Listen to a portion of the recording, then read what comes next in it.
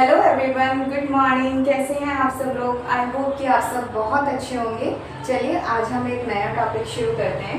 Chapter number 7 triangle exercise number 7.2 जिसका question number 1 आज हम यहाँ डिस्कस करने वाले हैं। क्वेश्चन के अकॉर्डिंग एक आइसोसेलेस ट्रायंगल है ABC जिसमें AB साइड AC के इक्वल है। सो सबसे पहले हम एक ट्रायंगल बनाएंगे।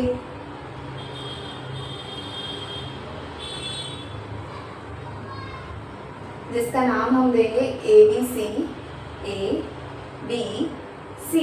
कहता है कि इसमें ये जो AB साइड है वो इस AC के बराबर है।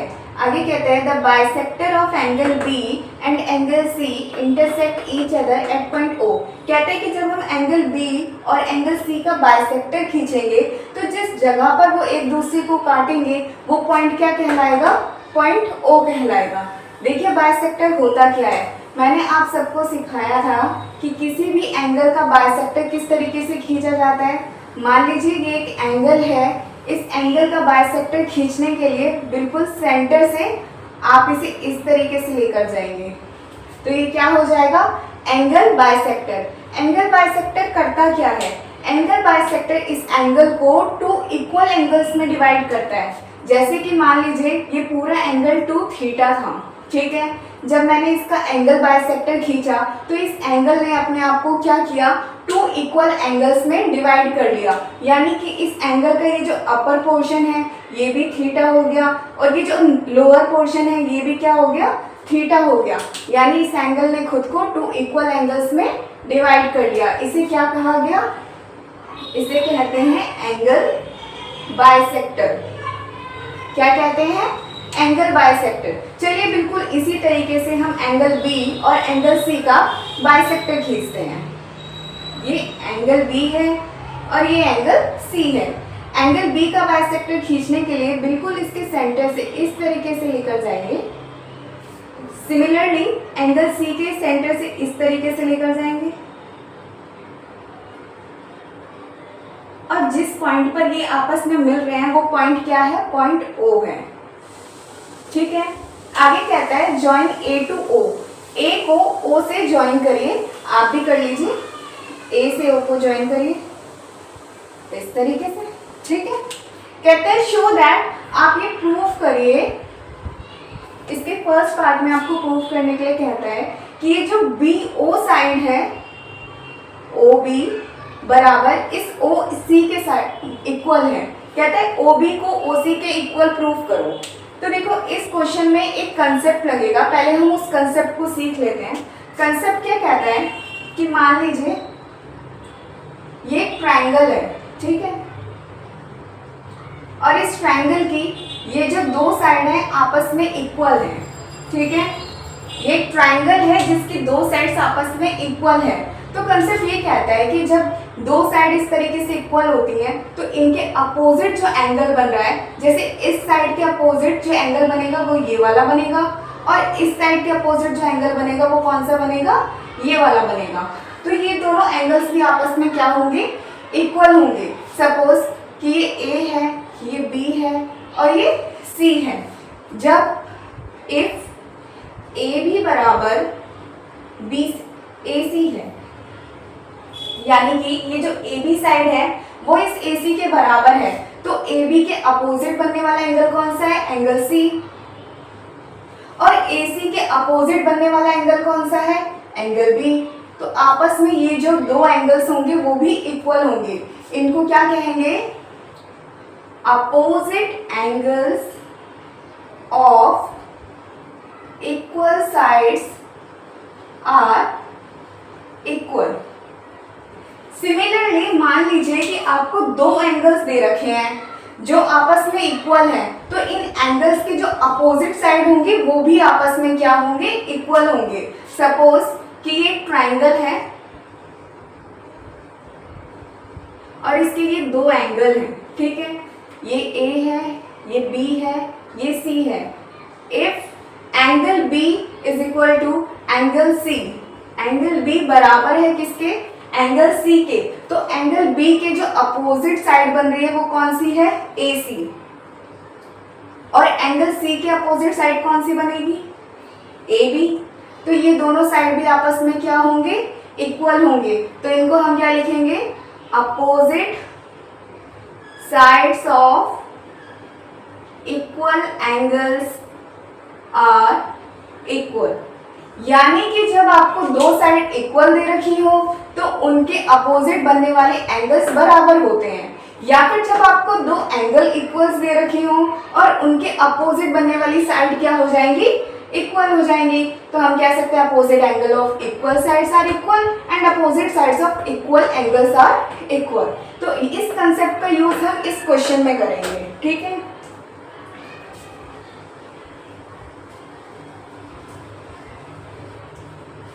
अब देखो, triangle ABC, in triangle ABC, इस ट्रायंगल में आपको दो साइड इक्वल दे रखी है, AB बराबर AC। वी नो दैट, हम जानते हैं कि जो AB साइड है वो इस AC के बराबर है, तो इन साइड के जो अपोजिट एंगल बनेंगे वो भी इक्वल होंगे, है ना। तो AB साइड के अपोजिट कौन सा एंगल बनेगा, एंगल C। आप एंगल C को कैसे लिखोगे, जिस भी एंगल को आपको लिखना होता है उसका नाम हम सेंटर में देते हैं। जैसे हमें एंगल C के बारे में लिखना है तो आप लिख सकते हो ACB। सिमिलरली देखिए, AC साइड के अपोजिट कौन सा एंगल बन रहा है, एंगल B। तो आपको एंगल B को लिखना है तो B को आप किस में लिखोगे, सेंटर में, ठीक है। और आप यहां से लिख सकते हो ABC, ठीक है। अब ये किसकी वजह से हुए, ये किसकी वजह से हुए, अभी हमने देखा था opposite angles of equal sides are equal. यानी कि इक्वल साइड्स के जो अपोजिट एंगल्स बनते हैं वो भी आपस में क्या होते हैं, इक्वल होते हैं। अब देखिए, हमें ये पता चल गया कि जो ये एंगल B है वो एंगल C के बराबर है, यानी हम इस पूरे एंगल के बारे में जानते हैं, है ना। हम किसके बारे में जानते हैं, इस पूरे एंगल के बारे में जानते हैं। लेकिन देखो, इस नीचे वाले ट्रायंगल में देखो, जो इस तरीके से बन रहा है, ये B, ये C, ये O, ये नीचे वाला ट्रायंगल है, ठीक है। हमें क्या करना है, इस OB साइड को इस OC के इक्वल प्रूफ करना है, ठीक है। अब देखो, अगर हम किसी तरीके से इन दो एंगल्स को इक्वल प्रूफ कर दें तो इनके अपोजिट जो साइड्स बन रही हैं वो भी आपस में क्या हो जाएंगी, इक्वल हो जाएंगी, है ना। तो बस हमें इन दोनों एंगल्स को इक्वल प्रूफ करना है, यानी कि ये जो एंगल B का नीचे वाला एंगल है और एंगल C का ये जो नीचे वाला पोर्शन है, इनको आपस में इक्वल प्रूफ करना है। चलिए हम इन्हें इक्वल प्रूफ करने की कोशिश करते हैं।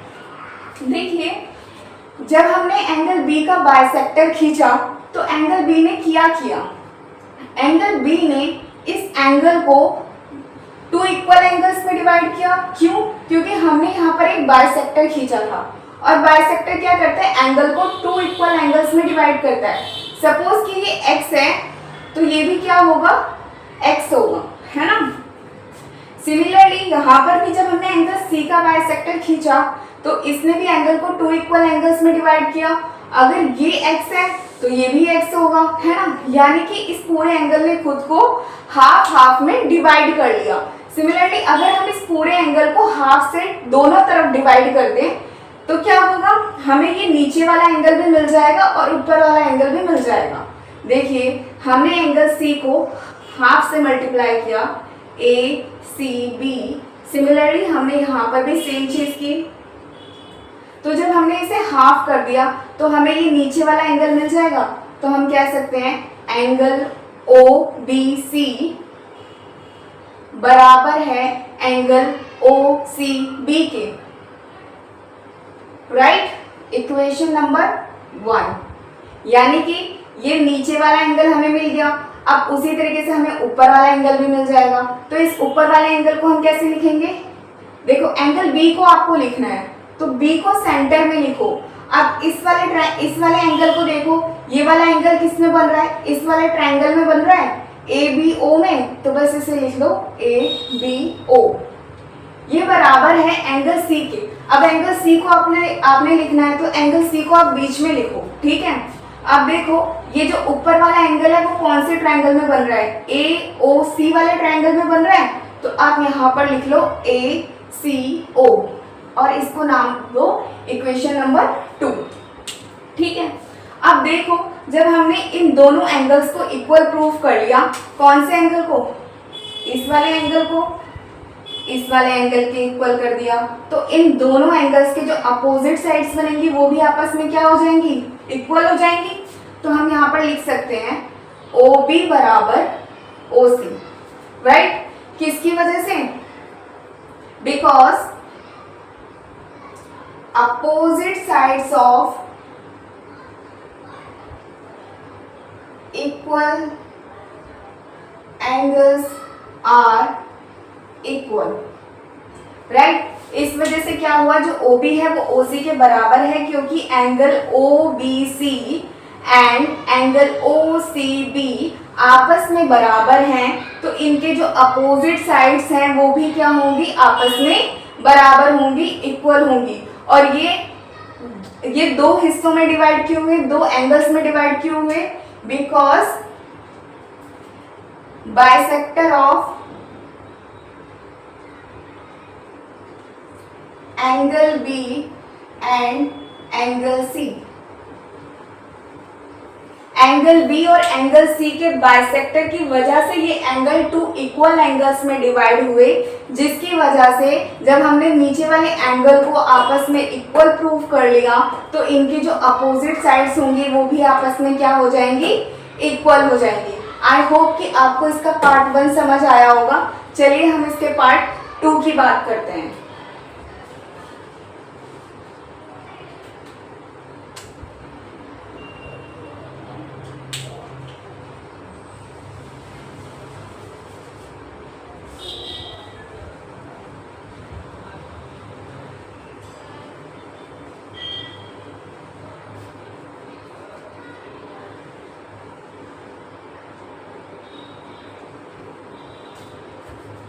पार्ट 2 क्या कहता है इसका, पार्ट 2 कहता है कि आप ये प्रूव करो कि ये जो AO साइड है वो बाइसेक्ट करती है एंगल A को, यानी कि ये जो AO साइड आपको दे रखी है ये एंगल A को बाइसेक्ट कर रहा है, यानी कि 2 इक्वल एंगल्स में डिवाइड कर रहा है। आप ये प्रूव करिए।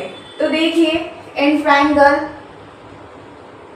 ABC, जब हम ABC ट्रायंगल में देखते हैं तो हम पाते हैं कि जब हमें क्या दे रखा था, AB साइड AC के इक्वल दे रखी थी, जैसा हमने पहले वाले क्वेश्चन में किया था, ये आपको गिवन था, राइट। फिर आपने क्या किया, इनके अपोजिट एंगल्स को इक्वल कर दिया, तो आपको पता चल गया कि AB के अपोजिट एंगल कौन सा बन रहा है, एंगल C। तो आपने क्या बोला, ACB, और AC साइड के अपोजिट कौन सा एंगल बन रहा है, एंगल B, ठीक है। तो आपने क्या बोला, ABC, ये आपस में इक्वल है। जैसे आपने पहले वाले क्वेश्चन में किया था, इसका हाफ किया, आपने इसमें भी इसका हाफ कर दिया, ठीक है, इनका हाफ कर दिया। जब इन दोनों एंगल्स को आपने हाफ कर दिया तो आपको ये जो एंगल है 2 इक्वल एंगल्स में डिवाइड हुए, जिनमें से जो ऊपर वाला एंगल बन रहा था वो हमारा एंगल ABO बन रहा था, ABO, ठीक है। आप लिख लो एंगल ABO। और जब ये जो इस साइड पे एंगल बन रहा था, इसका जो ऊपर वाला एंगल है वो कौन सा बन रहा था, ACO, है ना, इसके इक्वल था। आप इसे लिख लो। ये तो हम पहले ही प्रूफ कर चुके हैं ना इक्वेशन नंबर 2 में, ठीक है।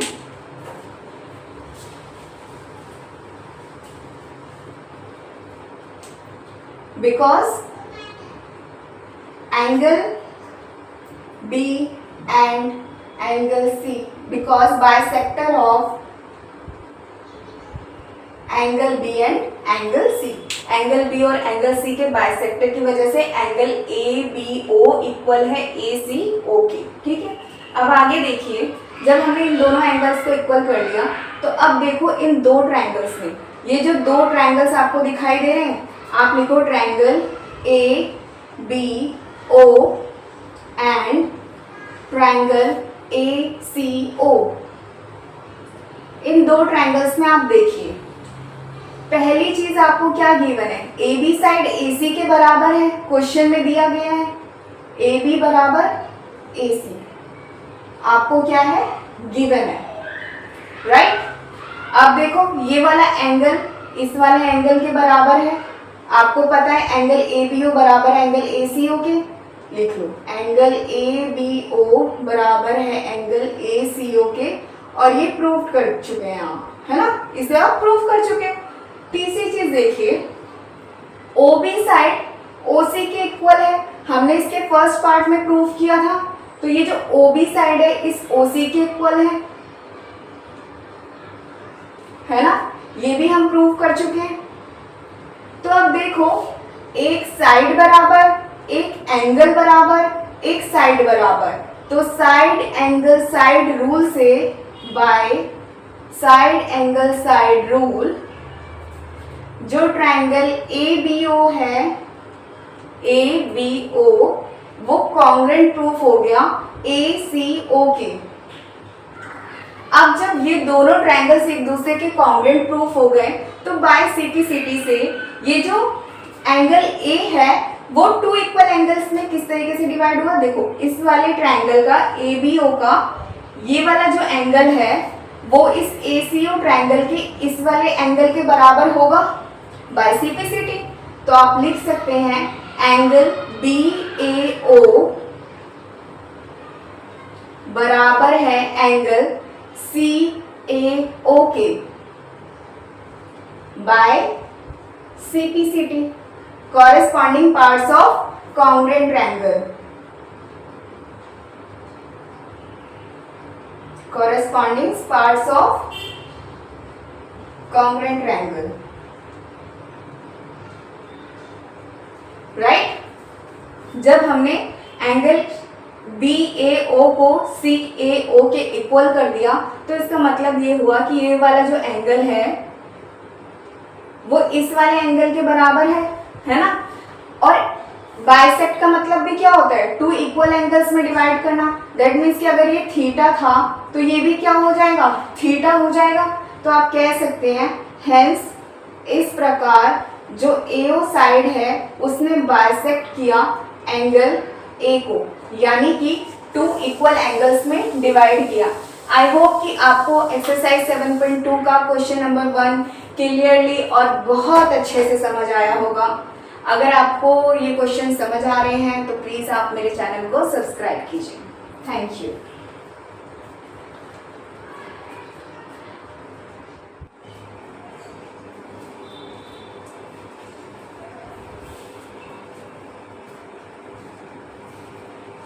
चलिए इसका क्वेश्चन नंबर 2 हम डिस्कस करते हैं।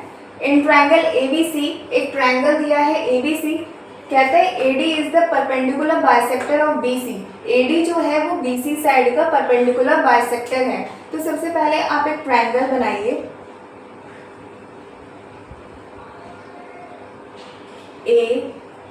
ABC। कहते हैं AD एक परपेंडिकुलर बाइसेक्टर है इस BC पर।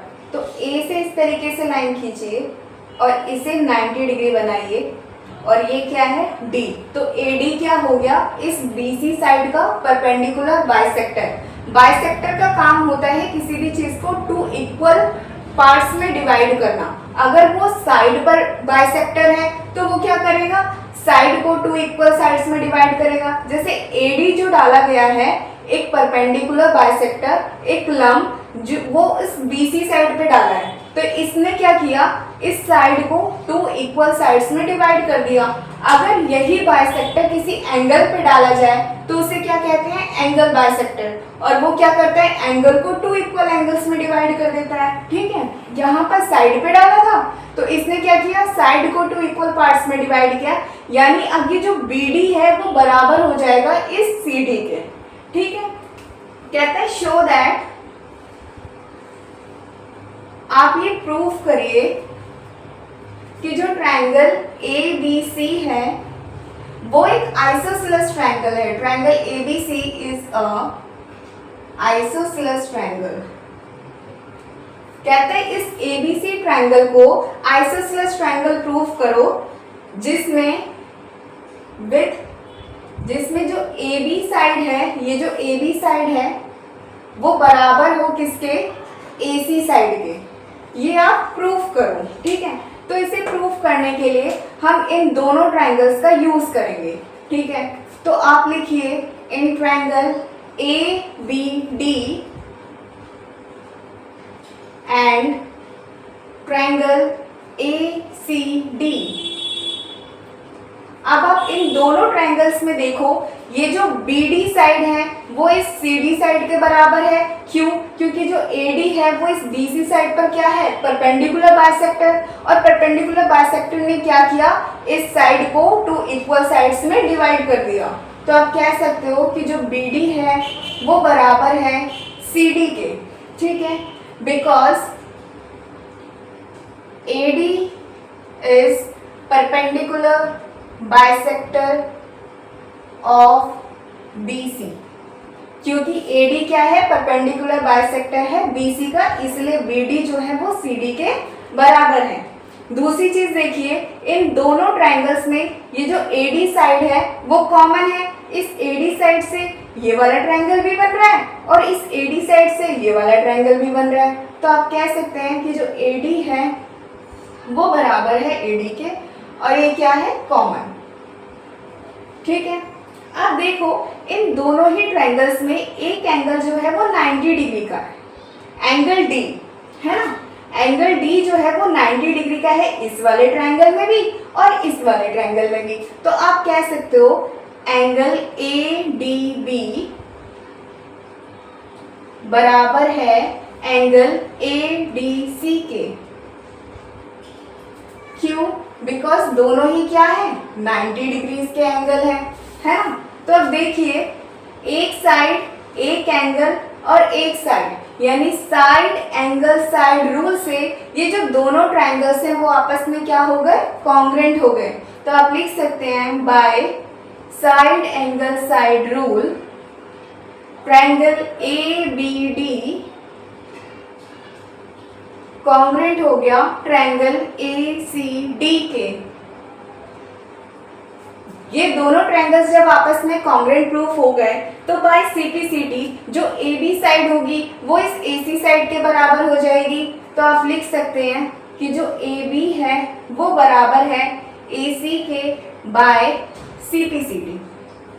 CPCD क्या है, corresponding parts of congruent triangle. अब जब AB साइड इस AC के बराबर हो गया तो इसका मतलब ये है कि ये जो पूरा ट्रायंगल है, ट्रायंगल ABC, वो क्या कहलाया, आइसोसेलेस ट्रायंगल कहलाया। क्यों? क्योंकि आइसोसेलेस ट्रायंगल कौन से होते हैं, जिनकी दो साइड्स आपस में क्या होती हैं, इक्वल होती हैं। अगर ये ट्रायंगल है और इस ट्रायंगल की दो साइड्स आपस में इक्वल है तो ये कौन सा ट्रायंगल होता है, आइसोसेलेस ट्रायंगल होता है, ठीक है। जब हमने AB साइड को इस AC साइड के इक्वल प्रूफ कर दिया, दैट मीन्स कि इस पूरे ट्रायंगल में ये जो दो साइड्स हैं वो आपस में क्या है, इक्वल है। जब दो साइड्स आपस में इक्वल होती हैं तो वो कौन सा ट्रायंगल होता है, आइसोसेलेस ट्रायंगल होता है। इसलिए आप कह सकते हैं कि हेंस इस प्रकार जो ट्रायंगल ABC है वो एक आइसोसेलेस ट्रायंगल है, आइसोसेलेस ट्रायंगल, और यही आपको प्रूफ करना था। आई होप कि आपको क्वेश्चन नंबर 2 अच्छे से समझ आ गया होगा।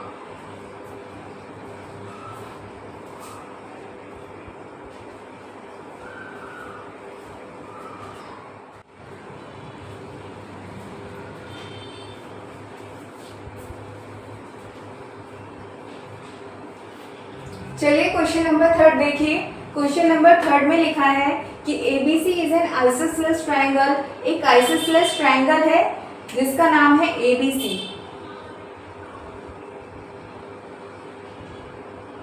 ABC कहता है इन विच एल्टीट्यूड BE एंड CF, यहाँ पर दो एल्टीट्यूड डाले गए हैं BE और CF two equal sides of AC and AB।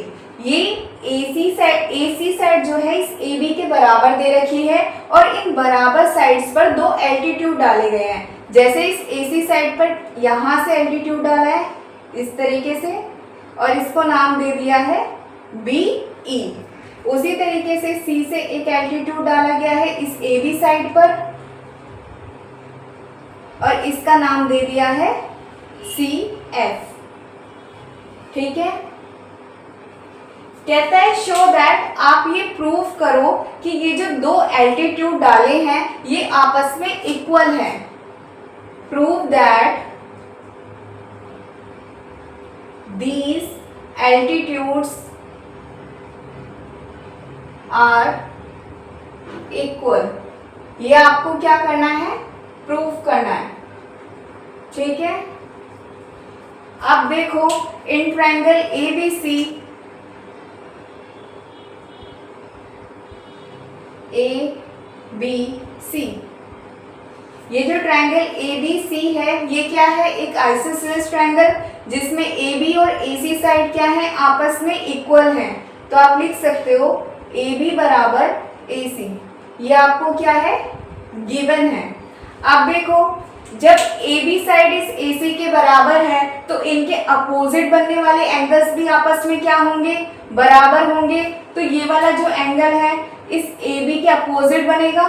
तो आप यानी कि जो एंगल C है वो बराबर होगा किसके, इस AC साइड के अपोजिट बनने वाले एंगल B के, है ना।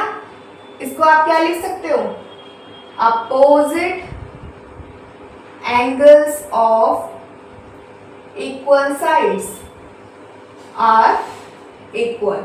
यानी कि इक्वल साइड्स के अपोजिट जो एंगल्स बनते हैं वो आपस में क्या होते हैं, इक्वल होते हैं।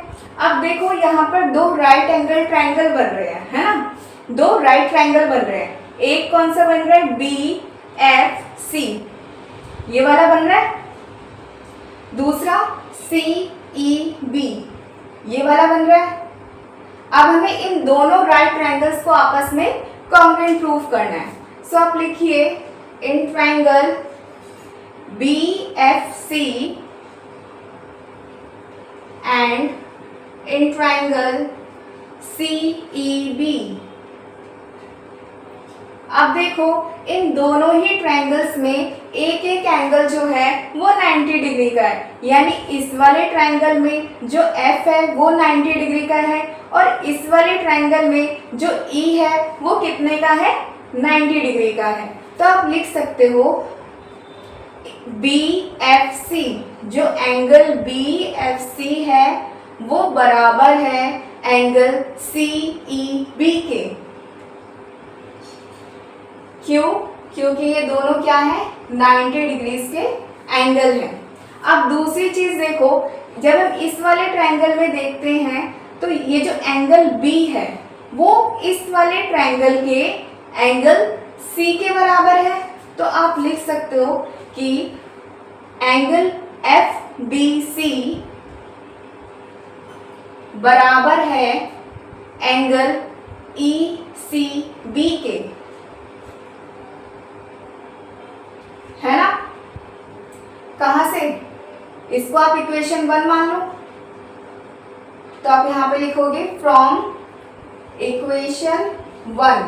आपने इसे क्या किया है, प्रूफ किया है कि जो एंगल B है वो एंगल C के क्या है, बराबर है। ठीक है, अब तीसरी चीज देखो, इन दोनों ट्रायंगल्स में ये जो BC साइड है वो कॉमन है।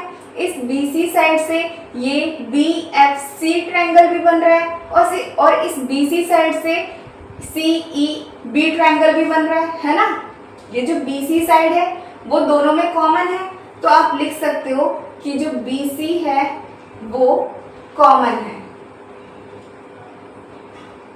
अब देखो एक एंगल और एक साइड, यानी एंगल साइड रूल से ये जो दोनों राइट एंगल ट्रायंगल है ये आपस में क्या है, कॉन्ग्रुएंट है। तो आप लिख सकते हो बाय एंगल साइड रूल जो ट्रायंगल BFC है वो बराबर है, वो कॉन्ग्रुएंट है ट्रायंगल CEB के। यानी एंगल साइड रूल से हमने इन दोनों राइट ट्रायंगल्स को आपस में कॉन्ग्रुएंट कर दिया। अब देखो CPCT से ये जो हमने एल्टीट्यूड डाला है BE, यानी कि इस वाले ट्रायंगल का ये जो साइड है BE इस वाले ट्रायंगल के इस CF साइड के बराबर हो जाएगी।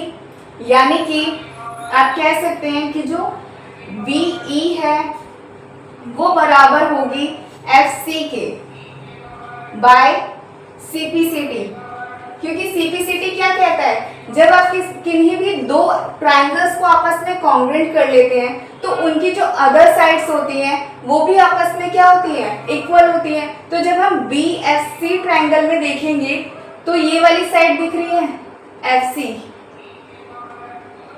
इस वाले ट्रायंगल की BFC साइड की, BFC ट्रायंगल की जो FC साइड है वो CEB ट्रायंगल के इस BE साइड के बराबर हो जाएगी, है ना, बाय CPCT।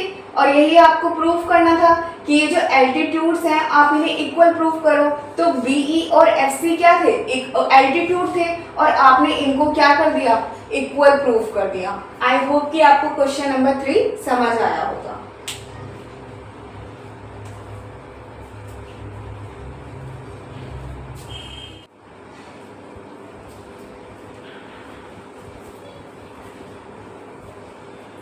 चलिए देखिए क्वेश्चन नंबर 4। क्वेश्चन नंबर 4 में ABC इज अ ट्राइंगल, एक ट्राइंगल दिया है ABC जिसमें एल्टीट्यूड BE और CF AC और AB साइड पर इक्वल हैं। तो आप सबसे पहले एक ट्राइंगल बनाइए।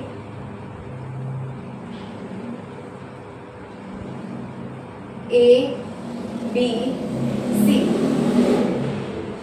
ठीक है। अब आप एल्टीट्यूड्स बनाइए BE और CF। BE इस AC साइड पर और CF इस AB साइड पर। क्या है, दो एल्टीट्यूड्स हैं और ये जो दो एल्टीट्यूड्स दिए हैं वो आपस में इक्वल दे रखे हैं आपको, ठीक है।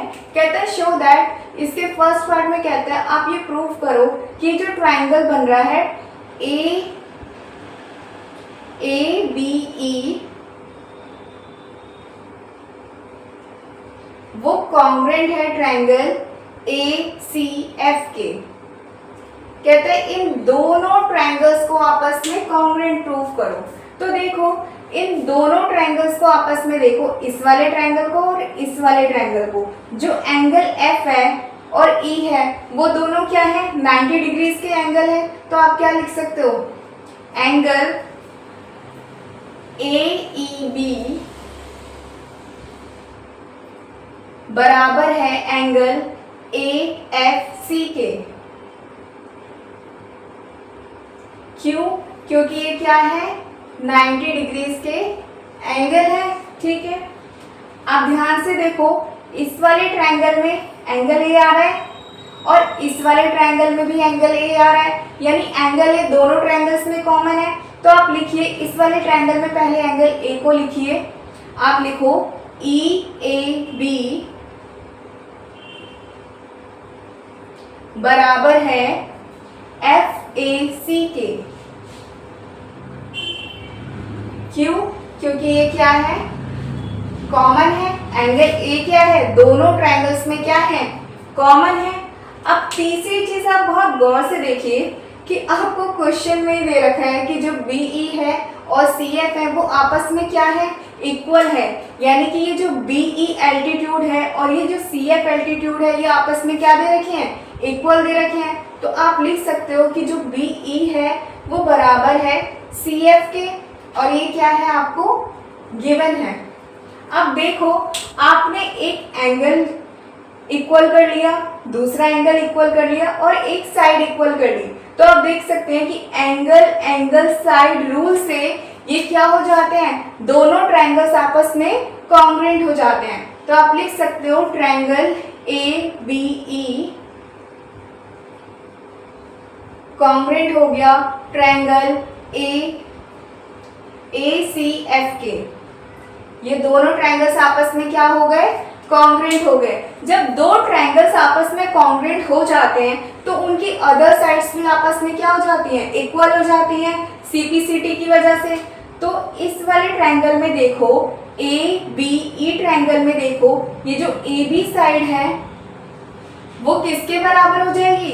इस वाले ट्रायंगल में देखो, ए सी एफ में देखो, ये जो ए बी साइड है वो इस ए सी के बराबर हो जाएगी, है ना, बाय सीपीसीटी।